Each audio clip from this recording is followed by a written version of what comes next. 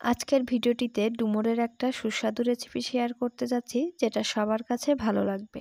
ডুমুরের মতো আরও এরকম অনেক গ্রাম্য তরকারির সুস্বাদু এবং ইউনিক রেসিপি পেতে অবশ্যই চ্যানেলটা সাবস্ক্রাইব করে রাখবেন। চলুন শুরু করা যাক আজকের ভিডিওটি। তার জন্য প্রথমেই লাগছে ডুমুর। তো গ্রামে এসেছি, যে কারণে ডুমুরের একটা রেসিপি ভাবলাম আপনাদের সাথে শেয়ার করি। গাছ থেকে ডুমুর উঠিয়ে এনেছি, এতগুলো ডুমুর উঠিয়ে এনেছি। প্রথমে ডুমুরগুলোকে এই বোটা থেকে ছাড়িয়ে নিতে হবে। এখান থেকে বেছে বেছে যে বড় ডুমুর রয়েছে আমি সেগুলোই কেটে নিব। একটা ডুমুর জাস্ট বোটা থেকে ছাড়িয়ে নিয়ে মাঝখান থেকে কেটে নিতে হবে। এরপর ডুমুরের মাঝখানে যে দানাগুলো রয়েছে সেটা ফেলে দিতে হবে। এরকম একটা চামচের সাহায্যে আমি ডুমুরের ভিতর থেকে দানাটা ফেলে দিচ্ছি। আমার হাতের দিকে লক্ষ্য রাখলেই বুঝতে পারছেন আমি কিভাবে ভিতর থেকে ডুমুরের দানাগুলো ফেলে দিচ্ছি। ডুমুরের দানাটা কিন্তু অনেক ক্ষতিকর, তো এটা খুব ভালোভাবে ভিতর থেকে ছাড়িয়ে নিয়ে এভাবে একটা পাত্রে পানি নিয়ে তার মধ্যে দিয়ে দিতে হবে। ডুমুর কেটে সাথে সাথে এরকম পানির ভিতরে রাখবেন, না হলে ডুমুরটা বেশি পরিমাণেই কালো হয়ে যায়। তো আমি এরকম একে একে করে সবগুলো ডুমুর এমন সুন্দর করে পরিষ্কার করে একটা পাত্রে পানি নিয়েছি, তার মধ্যে দিয়ে দিব। তো আমি আপনাদের দেখানোর জন্য আরও একটা ডুমুর নিয়েছি। এরপর এরকম একটা চামচের সাহায্যে ভিতর থেকে আমি দানাগুলো ফেলে দিচ্ছি। জাস্ট এভাবে কিন্তু সবগুলো ডুমুরের দানা আমি ফেলে দিব। সবগুলো দানা ফেলে দেওয়ার পর দেখতে পাচ্ছেন আমার ডুমুরগুলো ঠিক এতটা পরিমাণ হয়েছে। তো ডুমুরগুলো আমি পানিতে এভাবে ভিজিয়ে রেখেছিলাম। এরপর ধুয়ে নিয়েছি। আর ডুমুর কাটার সময় কিন্তু হাতটা এরকম কালচে হয়ে যায়।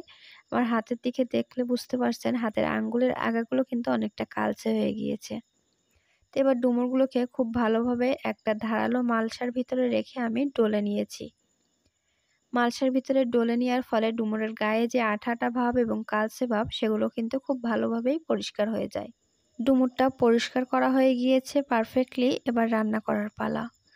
তো কড়াইয়ের ভিতরে তেল দিয়েছি, সাথে একটা পেঁয়াজ কুচি দিয়েছি। পেঁয়াজটা যখন একটু ভাজা হয়ে আসবে এর মধ্যে মশলা অ্যাড করে দিব। প্রথমে দিয়েছি পেঁয়াজ বাটা 1 চামচ, তারপরে আদা বাটা 1 চামচ এবং রসুন বাটা 1 চামচ। সবগুলো বাটা মশলা দিয়ে জাস্ট একটু গরম হয়ে আসার পর এর মধ্যে আমি অ্যাড করে দিয়েছি অল্প একটু গরম মশলার গুঁড়া, বা আপনারা বাটা থাকলে সেটা দিতে পারেন। এবার এখানে দিয়ে দিয়েছি শুকনা ঝাল বাটা। আপনারা চাইলে কাঁচামরিচ গুঁড়াটাও ব্যবহার করতে পারেন। সব মশলাটা এবার খুব ভালোভাবে কষিয়ে নিতে হবে। মশলাটার উপরে যখন তেল ভাসতে শুরু করবে নাড়াচাড়া করার পরে, তখনই বুঝবেন যে মশলাটা কিন্তু কষানো হয়ে গিয়েছে। এরপর আমি দিয়ে দিব হলুদ গুঁড়া, 1 চামচ পরিমাণ হলুদ গুঁড়া, সাথে কিছুটা পরিমাণ লবণ দিয়ে দিব। তো মশলাটা যাতে পুড়ে না যায় সেজন্য আমি একটু পানি দিয়েছি। পানি দিয়ে মশলাটাকে এবার আরও একটু খুব ভালোভাবে কষিয়ে নিতে হবে। মশলাটা যখন দেখবেন এরকম ফুটতে শুরু করেছে, সেই পর্যায়ে ডুমুরগুলো দিয়ে জাস্ট নাড়াচাড়া করে খুব ভালোভাবে কষিয়ে নিতে হবে। আমি এখানে 2টা আলু দিয়েছি। ডুমুরের সাথে অবশ্যই চেষ্টা করবেন 2টা আলু দেওয়ার, তাহলে স্বাদটা একটু ভালো আসবে। তো ঢাকনাটা দিয়ে আমি বেশ কিছুক্ষণ রাখার পর এটা একটু কষিয়ে নিব। ডুমুরটাকে যত ভালো করে একটু সময় নিয়ে কষাবেন এটা কিন্তু খেতে ততটাই মজার হয়। এরপর রান্না করার জন্য আমি ঝোল দিয়ে দিয়েছি। একটা জিনিস খেয়াল রাখবেন, ডুমুরে কিন্তু প্রচুর পরিমাণে জাল খায়, তো আপনারা ঝোলটা একটু বুঝেই দিবেন। আর যদি হাতে সময় না থাকে আপনারা চাইলে প্রেসার কুকারে 3 থেকে 4টা বাঁশি দিয়ে জাস্ট নামিয়ে নেবেন। এভাবে রান্না করলেও কিন্তু তাড়াতাড়ি রান্না হয়ে যায়।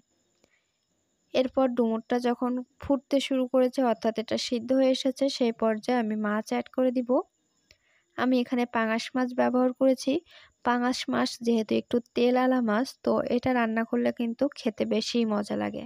আপনারা রান্না করার সময় এরকম তেল জাতীয় কোনো মাছ ব্যবহার করবেন, তাহলে ডুমুরের তরকারির টেস্টটা কিন্তু আরও বেশি ভালো আসে। তো এই পর্যায়ে এখানে অ্যাড করে দিতে হবে গরম মশলা গুঁড়া আর জিরা গুঁড়া। আমি গরম মশলা গুঁড়া আর জিরা গুঁড়াটা এখানে অল্প অল্প করে চারি সাইডে ঘুরিয়ে ঘুরিয়ে মশলাটা দিয়ে দিব। রান্নাটা করার সময় অবশ্যই একটু সময় নিয়ে রান্না করবেন, তাহলে কিন্তু এটার টেস্টটা বেশি মজা লাগে। তো শেষে কয়েকটা কাঁচামরিচ কুচি দিয়েছি। এরপর তরকারির ঝোল অনুযায়ী আমি নামিয়ে নিয়েছি। তো তরকারিটা দেখতে কত সুন্দর হয়েছে আপনারা দেখলেই বুঝতে পারছেন। এরকম হাতের কাছে যদি আপনাদের ডুমুর থাকে তো মাছ দিয়ে কিন্তু খুব সুন্দরভাবে এই রেসিপিটা ফলো করতে পারেন। তো আজকের ভিডিওটি আপনাদের কাছে কেমন লেগেছে অবশ্যই কমেন্ট করে জানাবেন। এরকম ইউনিক রেসিপি পেতে হলে চ্যানেলটা সাবস্ক্রাইব করতে ভুলবেন না, সাথে আমাদের ফেসবুক পেজটাও ফলো দিবেন।